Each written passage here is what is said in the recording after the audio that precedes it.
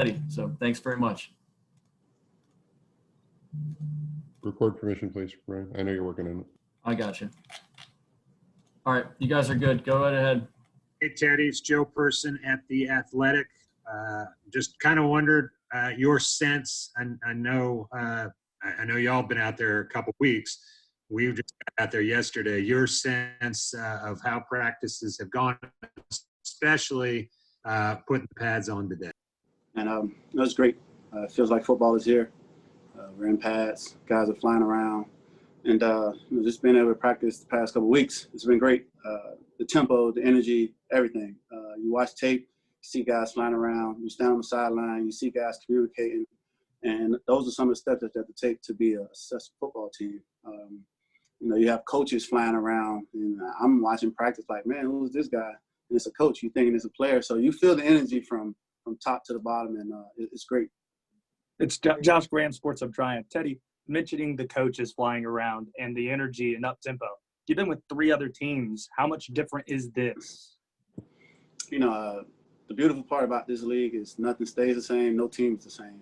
And, you watch us, and we're doing some things that, we didn't do when I was in my previous places. But the one thing I can say is we're bringing that energy. We're feeling coach's energy every day. He talks about the brand, and guys having their process. And, from the time we finish stretch, hey, you have to, turn that switch on and be ready to compete. Coach is a guy who gets the best out of everyone. And I'm glad to be a part of this team with Coach, just continue to push myself, push the guys in the locker room every day.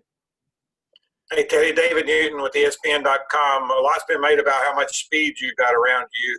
But you also hear some people saying, well, how is Teddy going to get the ball to the guys down deep because he doesn't have a great touch with deep? What do you say to that, and why do you think that's been kind of put a label put on you?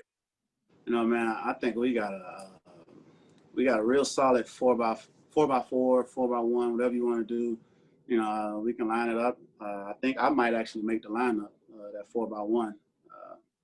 I've been working on my speed also, but we have guys who can fly across the field, and I'm excited, to be in this offense, and be able to use those guys, in different ways and find different ways to get those guys the ball. Hey, Teddy. This is put, of course, on Christian at running back, but what are you seeing out of some of the other guys in that group, whether it's a lesser-known Division II player like Trenton Cannon or someone like Jordan Scarlett and so forth?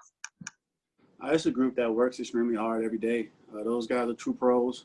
And Christian sets a great example for those guys in that room. And every day you watch those guys practice, they're helping each other, they're competing against each other, but at the same time, they're helping this team become a better football team. And, they're making themselves become better men and better football players. So just watching those guys work every day, it's a smart group, a group that's very athletic. And, I can't wait to just get those guys going. Hey, Teddy, Will here with Fox 46. Good to see you again, buddy. Obviously, you could only learn so much in the Zoom. Is there anything that kind of caught you off guard when you got on the field, and especially today putting on the pads about this team that you didn't know going into it? Yeah, man. You sit around and you watch Zoom meetings and you install virtually, and it's totally different. You get around the guys every day. You watch guys, process every day when they come into the building, and how they prepare themselves for each day of practice. You take notes and you learn, okay, this guy, he's elite for a certain reason. There's certain things that he's doing to make himself this much of a better player. So being around the guys each and every day, coming into work, learning these guys, learning their process, and seeing what it takes to make them truly special players, that's been standing out to me. Is there anything in particular, sorry, just one follow-up on that. Is there anything in particular where you saw Christian do something, or Curtis or DJ or whoever do anything you're like, dang? Everyone's process is different, man. And, I think, you take your hats off to those guys. They could be around here sitting around just wasting time, but, they're all finding different ways to make themselves better and to prepare themselves for each day. So, you watch Christian, whether it's doing some Eldoa stretching and things like that. I make fun of it, but we've been able to use it these past couple of weeks, and you watch Christian and you understand, okay, why he's able to, put his foot in the ground and he's so flexible and he's able to just change direction and things like that. So I give credit to Christian and his Eldoa. Hey, Teddy, this is Miles Simmons from Panthers.com. What difference do you think that it made, with you having some familiarity with the offensive system coming in, as opposed to maybe not having it, because you're the quarterback and, that makes you the commander of the offense? I think it made a huge impact for us. Joe, he was able to just, continue to pick things up, where we left off a couple of years ago. And, he's not having to teach it to me for the first time. So it's been beneficial because now I can, along with Jake, and Matt Lombardi, be an assistant, a help to the other quarterbacks in the room, and just the other guys on his team. I know how this offense is supposed to look, and we have expectations. And with me having some experience in this system with Joe, we expect things to look a certain way. Teddy, Mike Solarte with Spectrum News 1. Good to see you. You kind of going back to Will's question about being in pads for the first day today. Does it finally start to kind of feel like football because of 2020 and Zoom meetings and no OTAs and the slow ramp up and being in shorts and shirts for the first bit of camp? Yeah, it definitely it's definitely starting to feel like football right now. And the guys are pretty excited. Just sitting at home, watching an iPad, not really feeling the person's energy, it's very, iffy.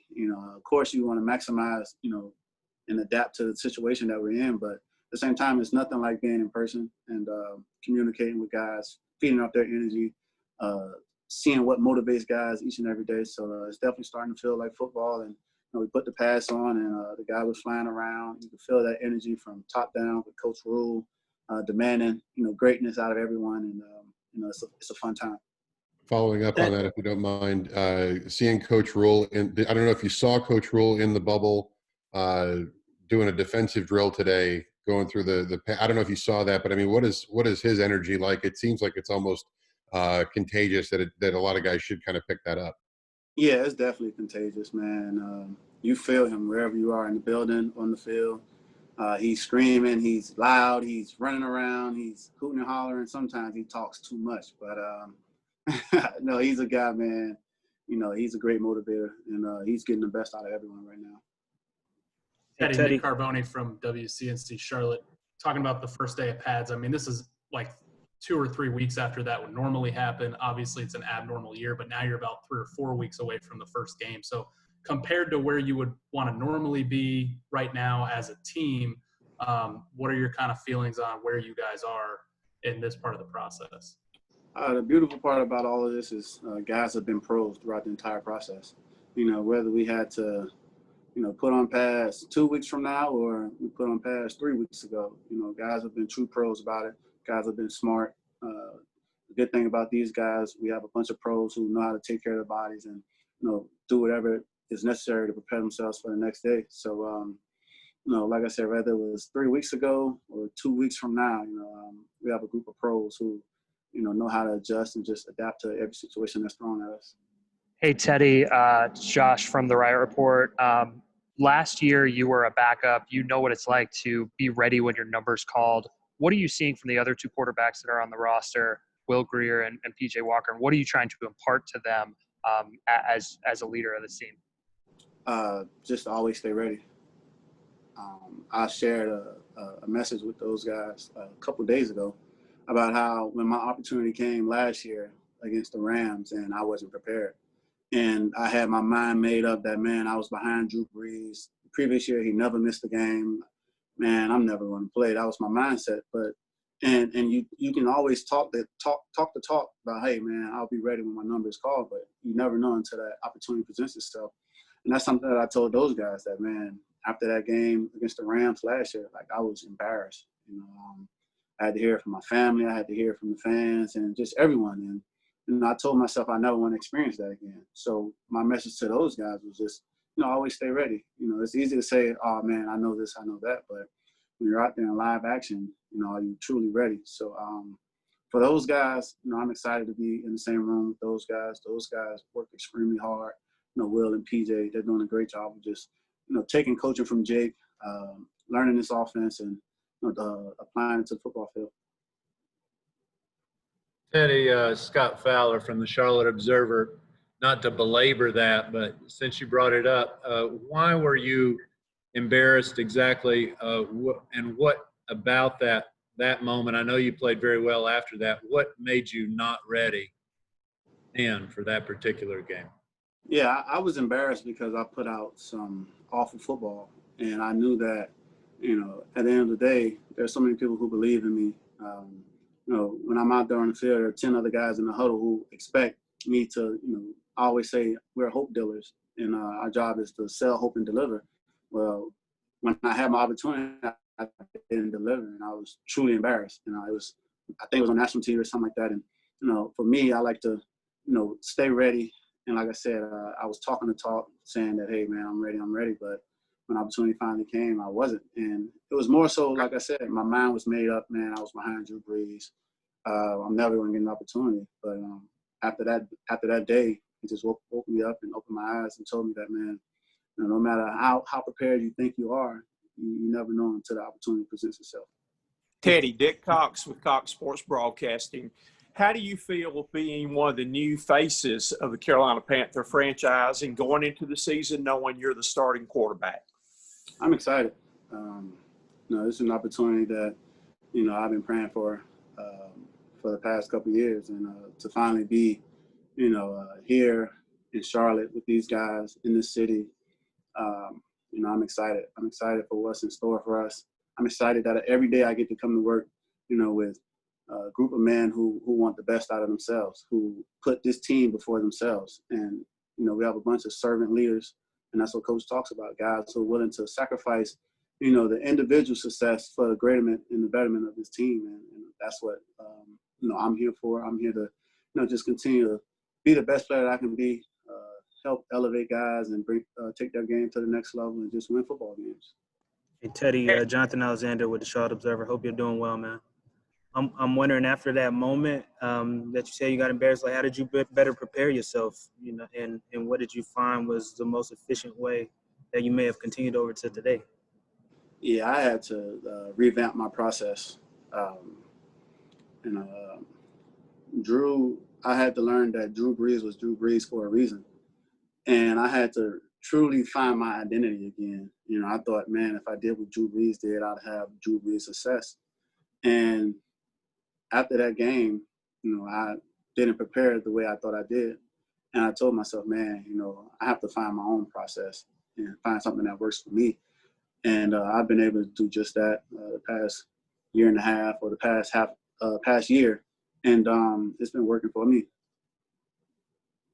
Teddy, I know Joe wasn't with the organization during that time. David, the two of you connect at all during that stretch? Did he reach out to you, or you reach out to him about what you needed to change in order to really get your head in the game, for lack of a better term, going forward? I'm sorry, could you repeat that? I know Joe was no longer with the organization last year when that opportunity came, but after that game against the Rams, did you reach out to him, or did he reach out to you at all about the work that the two of you had put in and how to really step your game up going forward? No, Joe was too busy trying to win a national championship. But we used to hit each other up throughout the year. He would, score some touchdowns, and I text him, hey, I know that play, or, good job. And he'd text me, telling me good job and things like that.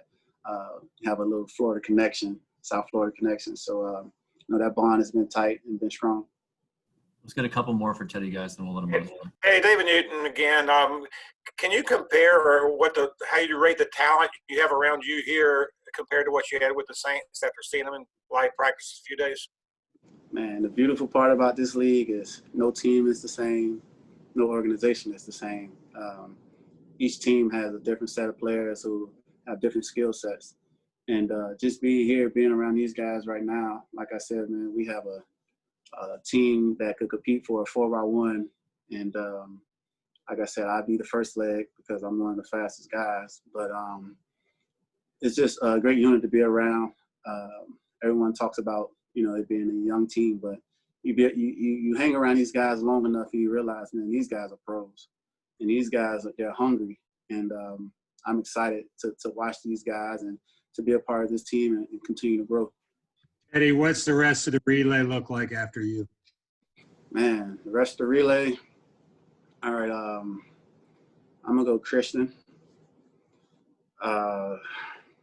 Robbie, and Curtis. But I might just fake a hamstring injury and put DJ. You know what I mean? I think we'll run a better time, or Jeremy Chin maybe. You know, hey, who knows?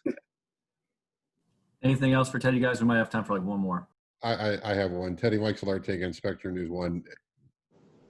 This is not your first rodeo. You've been around the league, and obviously your injury is well documented.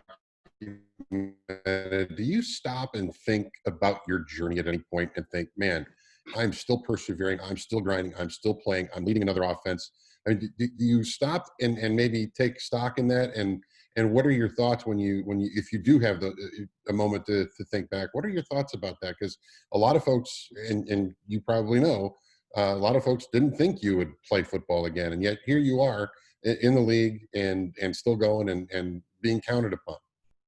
Yeah, you know, sometimes I might just drift off into thought about, you know, some of the things that I've gone through. But, you know, I'm so caught up in living in the moment that sometimes it's hard for me to go back and revisit previous moments and experiences.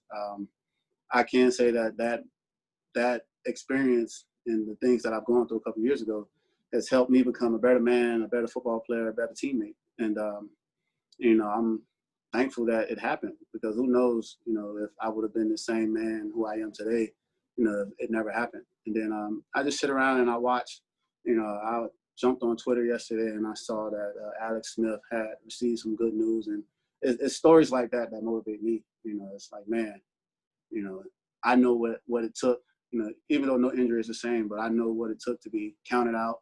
And just, you have that small circle around you who truly believe in you. And that motivates you more than the doubters. You know, everyone asks, oh man, you know, how did you overcome it? And it was a small circle, you know, of people who believed in me. And that's why when I go out there and I take that field on Sundays, you know, I hold my head up high and I smile. And I'm thankful that, you know, the good Lord gave me another opportunity and that I have that supporting cast that I have. So, you know, things like that, that's what motivates me. Hey Teddy, since you brought it up, I was wondering, have you reached out to Alex Smith sorry. I'm sorry, Jonathan. Let's finish with you. I'm sorry. Okay. Yeah, Teddy, you know, have you reached out to Alex Smith or did you plan on doing it? Yeah, I plan on it.